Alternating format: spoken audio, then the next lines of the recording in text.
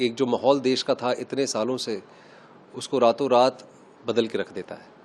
हजार करोड़ों लोगों की आवाज़ें बहुत पॉजिटिव होती हैं। ये अपने घरों के अंदर बैठ के, अपने प्रिविलेज पे बैठ के लोगों पे उंगलियां उठाते हैं, तो उनसे नहीं डरना चाहिए।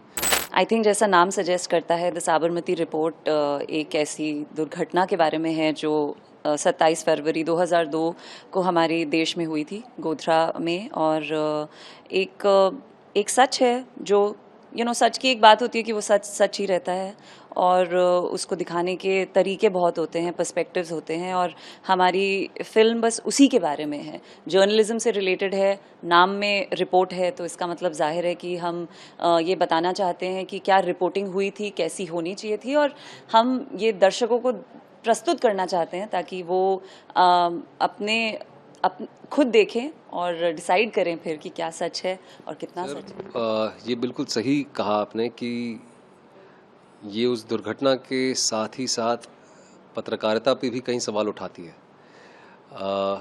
किस प्रकार की पत्रकारिता उस वक्त हुई, किस तरह सच छिपाया गया, क्यों छिपाया गया, किस कारण छिपाया गया।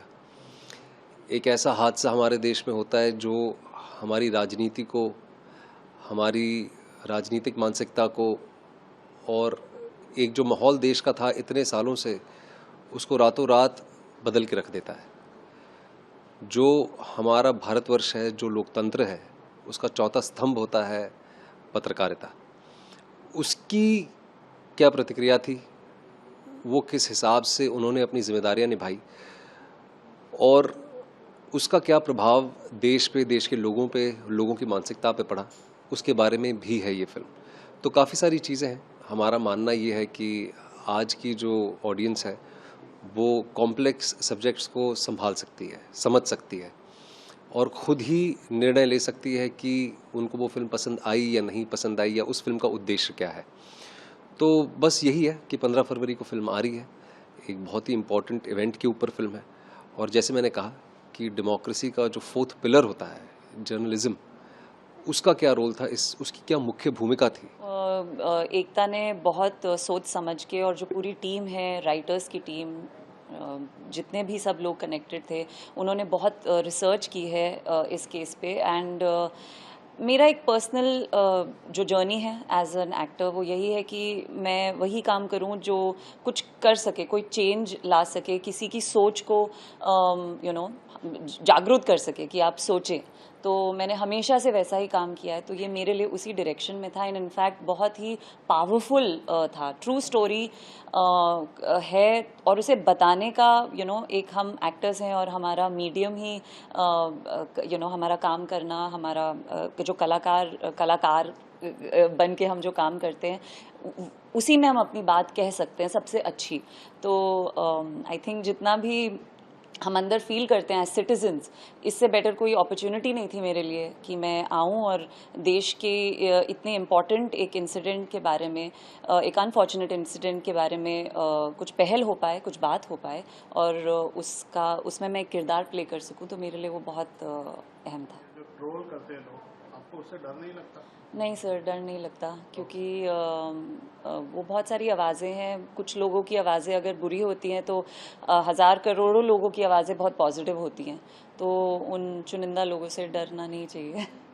सर, मेरा भी यही व्यू पॉइंट है, और मेरे बारे में तो हर दूसरे तीसरे हफ्ते कुछ ना कुछ होता रहता है, तो मुझे डर नहीं लगता, बिल्कुल नहीं लगता। क्योंकि जैसे रिद्धि ने बहुत सही कहा कि हम उन चंद मुट्ठी भर लोगों के डर से उस पूरी आवाम के साथ हम इनजस्टिस नहीं कर सकते हैं जो हमारी बात से सहमत है।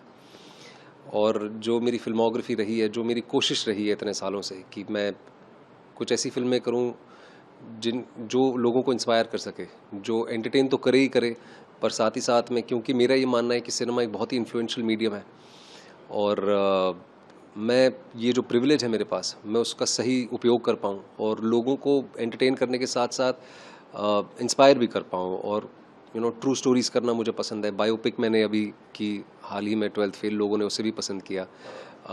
ये भी एक सच्ची कहानी पे आधारित है, तो उम्मीद है कि ये भी लोग पसंद करेंगे।